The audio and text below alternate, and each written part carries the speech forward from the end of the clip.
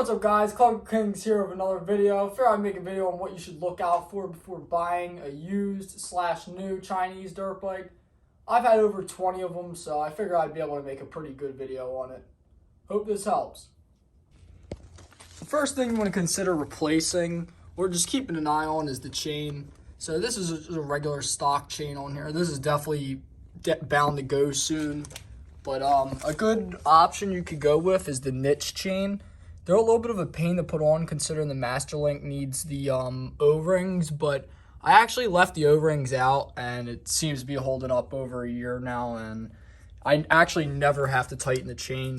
This thing's been where it's at, but it actually looks like it needs to be tightened right now, but just a little bit loose. I could probably ride it one more time like that without having a problem.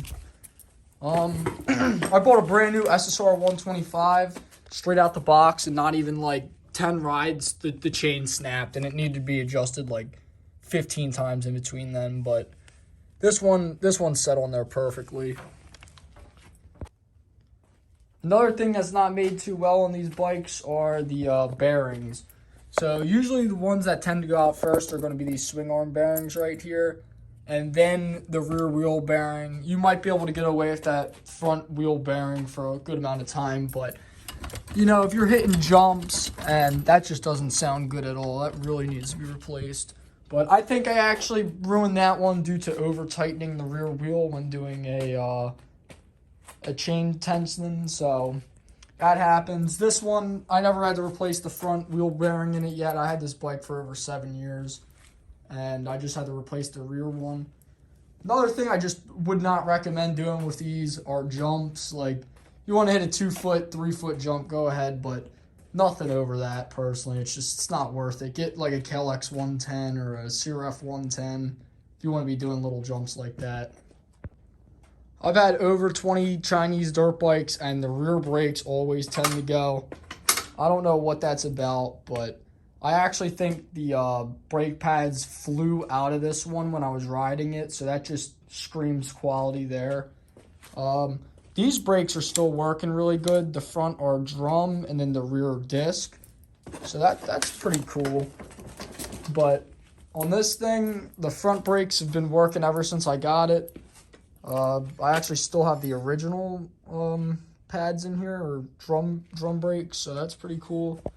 The rear, if anybody knows in the comments why this would lock up, I've hit it with a torch. I've banged on it with the mallet.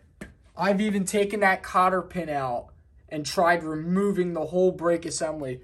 It won't move. It won't come out. I don't know what's going on with that, but I would really like to fix that later down the line. Maybe once I get a new swing arm or something, but it's a real pain. All in all, though, these bikes are fun. They definitely put a smile on my face each time I bring them out.